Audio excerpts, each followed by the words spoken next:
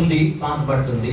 ఇప్పుడు నేను షూస్ తుడిచాను, లేక టేబుల్స్ తుడిచాను, కారు తుడిచాను, లేకపోతే ఆ ఇంట్లో ఉన్నటువంటి కొన్ని వస్తువులు తుడిచాను ఒక బట్టతో.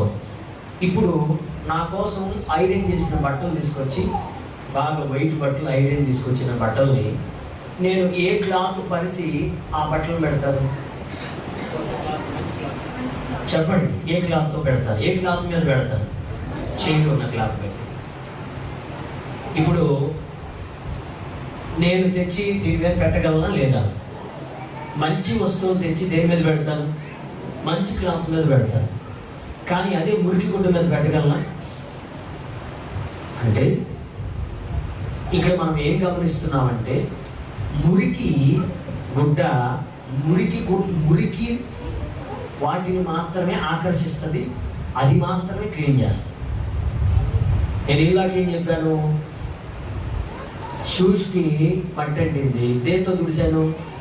పాత గుడ్డతో తుడిచాను. కొత్త గుడ్డతో తుడిచాను. టేబుల్ మురికి అంటింది, దేంతో తుడిచాను? పాత గుడ్డతో తుడిచాను. అంటే ఆల్రెడీ అది మురికైంది, ఇంకేమైనా మురికి తొలగించాలంటే ఆ మురికి గెలిచిపోద్ది అనమాట. అర్థమవుతుందా? ఇప్పుడు టవల్ కొత్తగా ఉంది, బట్ట కొత్తగా ఉంది, నేను చక్కగా వాష్ చేసినటువంటి బట్టలు తెచ్చి దేని మీద పెడతాను? అంటే ఇప్పుడు ఏంటి, ఏమవుతుంది చెప్పండి? మురికికే అవకాశం ఇస్తుంది, పరిశుద్ధతకే అవకాశం ఇస్తుంది. ఎంతమందికి అర్థమైంది? అవునా కదా? ఇప్పుడు చెప్పండి, ఈ మురికే లోకము, ఆ పరిశుద్ధతే దేవుడిచ్చే మనసు. కాబట్టి నీవు మురికిగా ఉన్నంత కాలము నిన్ను దేనికి వాడతారు? మురికి పనులకే వాడతారు. నీవు మురికిగా ఉన్నంత కాలం, నీ ఆలోచన మురికిగా ఉన్నంత కాలం, ఏదో నీ తలంపులు మురికిగా ఉన్నంత కాలం నిన్ను మురికి పనులకే వాడతారు.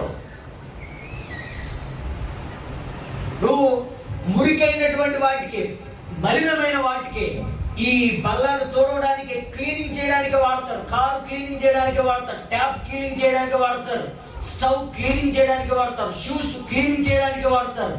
అది ఎందుకంటే పాత గుడ్డ లేరా? అది పాత గుడ్డ.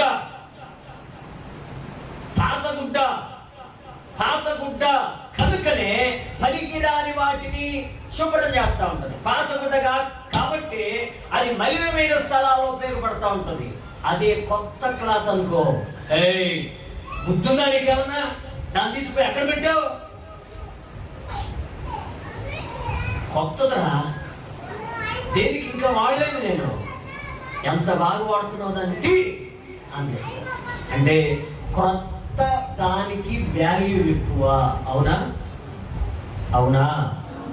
పాత